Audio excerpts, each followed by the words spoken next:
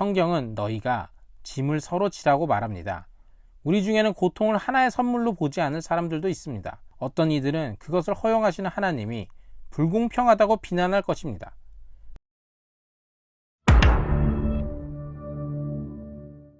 오늘은 먼저 예수님의 생애를 생각해 봤으면 합니다. 외로웠고 피곤했고 배고팠고 몸소 사탄의 공격을 받았으며 적들에게 박해를 받았습니다. 생각해보면 예수님은 자신이 어떻게 태어날지 계획할 수 있는 역사상 유일한 인물이었지만 하늘의 영광을 버리고 연약한 몸으로 이 땅에 오심으로 자신을 낮추셨습니다. 처음 사역을 시작하셨을 때 사람들은 이렇게 야유했습니다. 예수, 저 촌놈, 나사렛에서 온 시골뜨기. 그리고 결국 조롱하는 군중 앞에서 여러 시간 동안 계속 고통받는 끔찍한 처형을 당하셨습니다.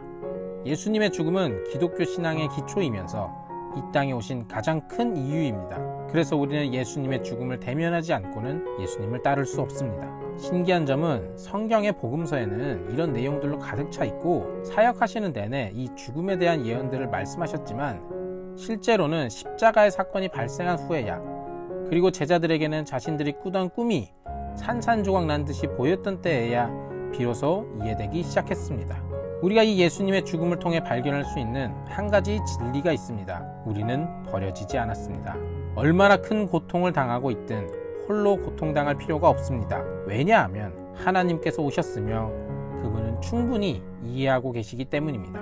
십자가는 하나님께서 우리의 고통과 고난을 돌아보신다는 증거가 됩니다. 세상의 많은 종교들 가운데 오직 기독교만이 인간이 되어 죽기까지 관심을 가진 신을 갖고 있습니다. 예수님은 고난에서 벗어나 자신을 건질 수 있는 능력이 있으셨습니다. 그러나 그렇게 하지 않기를 택하셨습니다. 우리를 위해서였습니다.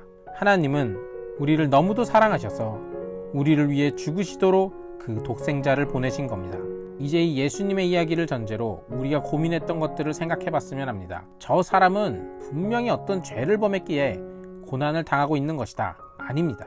죄를 짓지 않으신 예수님도 고통을 느끼셨습니다. 고난과 죽음은 하나님께서 우리를 버리셨다는 의미가 분명하다. 그분은 우리를 고통 가운데 홀로 남겨두셨다. 아닙니다. 예수님이 죽으셨을지라도 그의 죽음은 인간과 하나님을 한데 묶어주는 역사의 대승리가 되었기 때문입니다. 베드로전서 2장 21절에는 이런 내용이 있습니다. 이 고난은 모두가 하나님께서 여러분에게 주신 일의 일부인 것입니다. 여러분을 위해 고난받으신 그리스도가 여러분의 모본이십니다. 그의 발자취를 따르십시오. 그런데 예수님의 사명은 죽음으로 끝나지 않습니다. 생애, 죽으심, 그리고 부활 이후 내가 나의 교회를 세우리니 이것으로 완성됩니다. 이 본문 바로 뒤에는 음부의 권세가 그것을 이기지 못하리라. 이 말씀이 이어지죠. 예수님은 교회의 머리가 되십니다. 그렇다면 우리는 교회의 몸이 됩니다.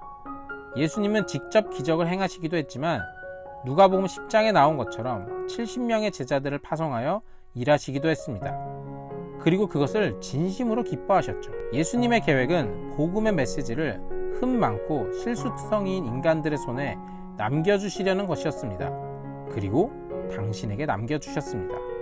그분은 우리가 서로 도와가면서 고난에 대처하도록 우리를 사용하시겠다고 하십니다. 어떤 면에서 보면 고통은 아무도 도와줄 수 없는 개인적인 투쟁입니다.